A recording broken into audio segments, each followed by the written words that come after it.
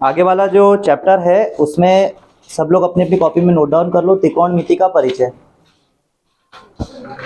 त्रिकोणमिति के परिचय में हम लोगों को जो फलन पढ़ना है वो पढ़ना है sine theta, cos theta, tan theta, उसके अलावा कॉट होता है, सेक होता है, कॉसेक होता है।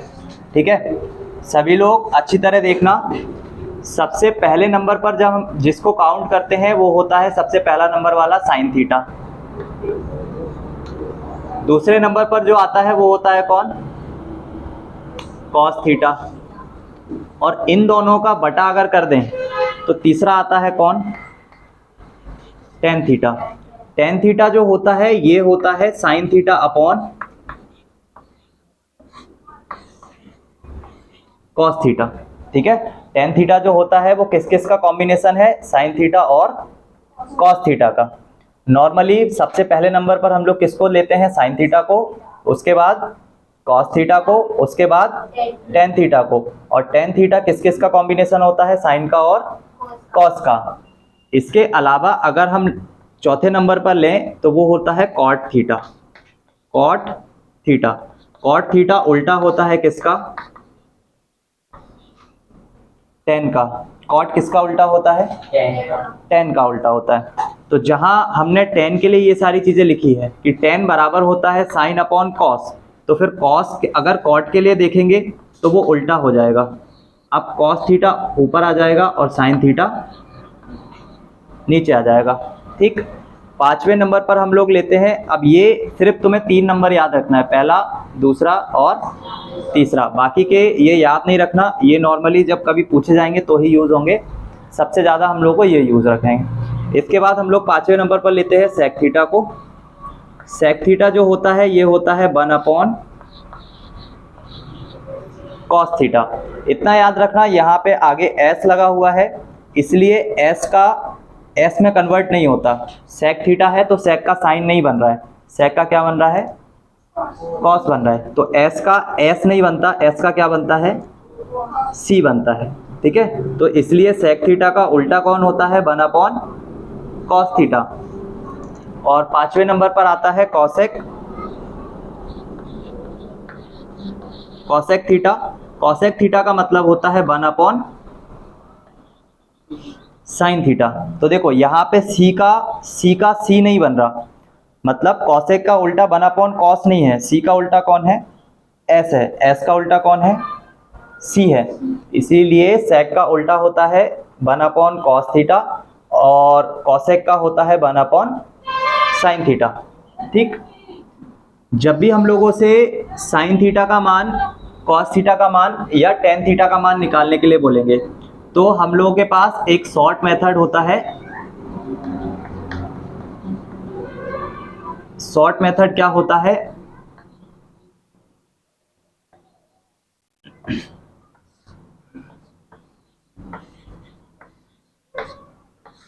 ठीक, लाल बटे कक्का। इसमें हम लोगों को सबसे पहला वाला ये कॉम्बिनेशन लेना है। तो मैंने तुम लोगों को ट्रिग्नोमेट्री फंक्शन में क्या बताया है कि सबसे पहले नंबर पर कौन होता है? Sine theta. तो साइन थीटा अगर सबसे पहले नंबर पर होता है तो साइन थीटा के लिए सबसे पहला नंबर जो है वो ला आ रहा है और नीचे से का आ रहा है। तो साइन थीटा का मतलब हो जाएगा लंब बटे कर्ण। एक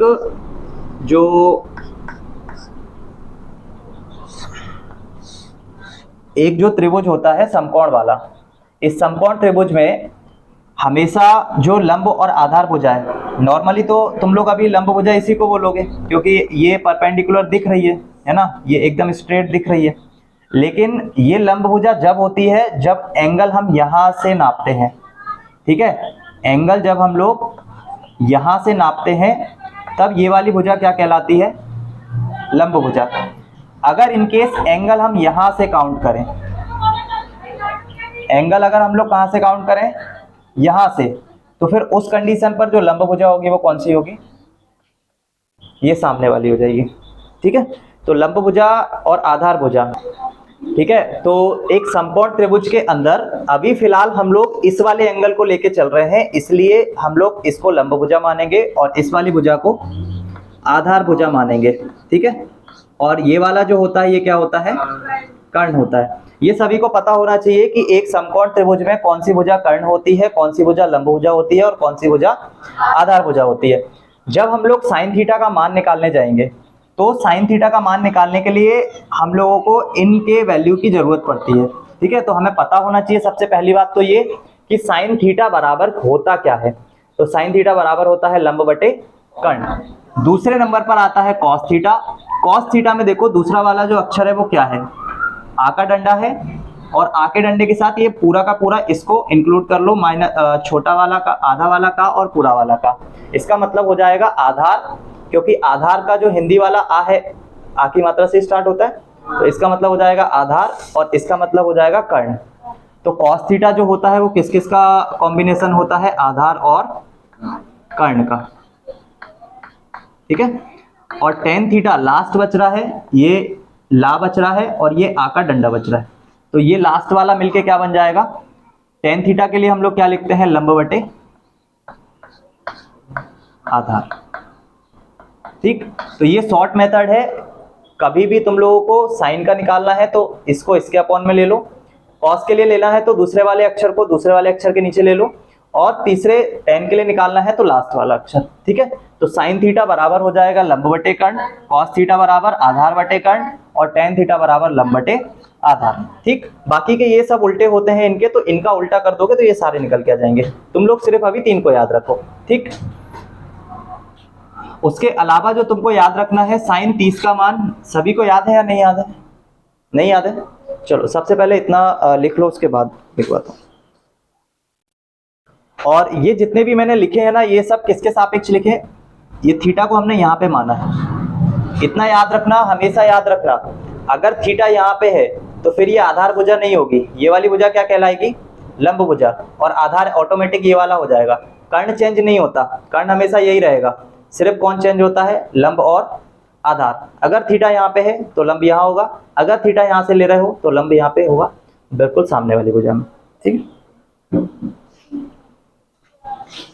हो गया यहाँ तक, सभी लोगों का हो गया, ठीक है। इसके सापेक्ष ये एंगल का हमेशा याद रखना, इसमें चेंजमेंट होता है अकॉर्डिंग टू एंगल, कि एंगल हम लोगों को कहाँ पे दिया गया है, ठीक है, या किसके सापेक्ष हमसे पूछा गया है। यहाँ इसके सापेक्ष वो कभी नहीं पूछते, हमेशा कंफ्यूजन यही रहता है, या तो इसके सापेक्ष पूछेंगे या इसके सापेक्ष पूछेंगे।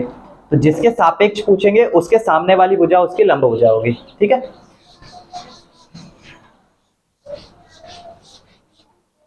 ये मान सभी को याद रखना है। सबसे पहले साइन थीटा के लिए, फिर कॉस थीटा के लिए और टेन थीटा के लिए। यहाँ पे थीटा के मान रहेंगे, थीटा का मान सबसे पहले 0 डिग्री, उसके बाद 30 डिग्री, फिर 45, उसके बाद 60 और उसके बाद 90।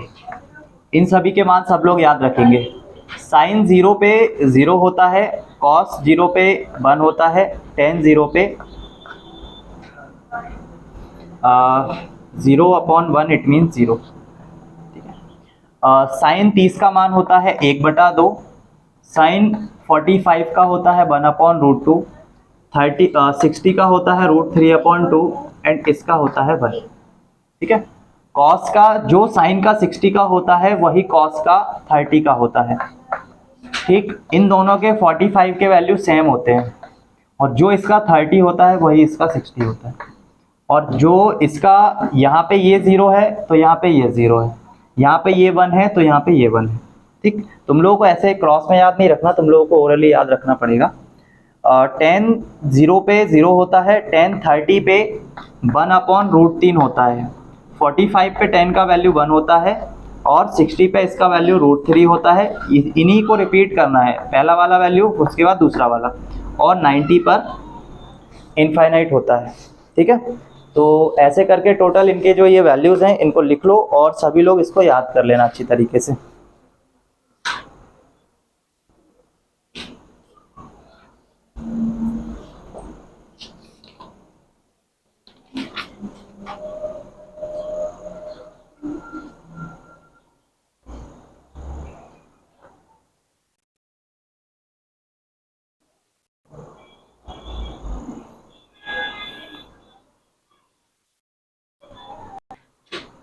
ठीक है, ये वाले अभी काम नहीं आएंगे, ये आगे वाली एक्सरसाइजेस में काम आएंगे तुम लोगों को। फिलहाल अभी जो मैंने इसके पहले बताया है लंब बटे आधार और कर्ण बटे आधार, वो चीज़ काम आएगी। एग्जाम्पल नंबर 1, इसमें हमें बोला गया है tan A बराबर दिया गया है 4/3 के। tan A बराबर दिया है 4/3 के, और इसके थ्रू हमसे पूछा गया है कि जो दूसरे त्रिकोणमिति फलन है उनके वैल्यू बताओ। तो दूसरे त्रिकोणमिति फलन जो होंगे उनके वैल्यू कैसे निकालोगे? तो सबसे पहले मैंने तुम्हें tan के बराबर क्या बताया था? tan A किसके बराबर होता है? नहीं, साइन अपॉन कॉस नहीं, अभी फिलहाल तुम लोग ये बताओगे लंब बटे आधार। तो एक समकोण त्रिभुज सभी लोग बना सकते हैं, और समकोण त्रिभुज बनाने के बाद सभी लोग इस चीज़ को बता सकते हो कि इसमें मैं ए को किस जगह पे रखूं। तो ए को हम लोग यहाँ पे रखेंगे, उसके बाद यहाँ पे बी और सी कहीं पर रख लो, कोई प्रॉब्लम नहीं है। ए को इसलिए यहाँ पे रख रहे हैं क्योंकि ये जो आंसर्स, ये जो हम लोग को दिए रहते हैं ना वैल्यू, ये हमेशा किसी भी इस एंगल के सापेक्ष दिए रहेंगे, या तो इसके सापेक्ष देंगे या इसके सापेक्ष। तो आधार और लंब में अगर एक्सचेंज करोगे ना फर्क नहीं पड़ता, क्योंकि कर्ण का वैल्यू हमेशा फिक्स है। आधार और लंब को चेंज भी कर दोगे तो उससे कोई प्रॉब्लम नहीं जाएगी। बट मैक्सिमम टाइम क्या देखा जाता है कि आधार का वैल्यू ज़्यादा होता है।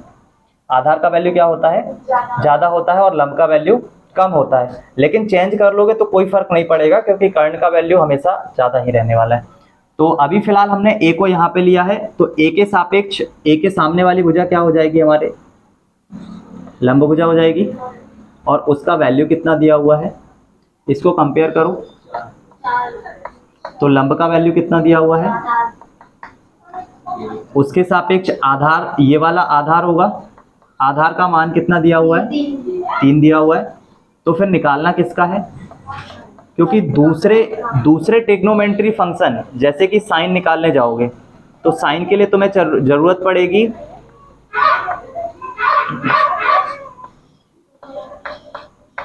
पड़ेगी जरूरत।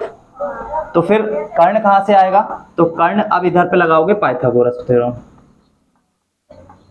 हर क्वेश्चन में तुम्हें यही करना है, जिसका मान दिया रहेगा उसके अकॉर्डिंग तुमको इस समांतर समकोण त्रिभुज में रख देना है वो मान, और जिसका नहीं दिया रहेगा उसको पाइथागोरस थ्योरम से निकाल के लेकर आओगे।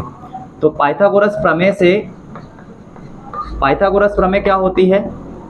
कर्ण का वर्ग बराबर होता है लंब का वर्ग प्लस आधार का वर्ग।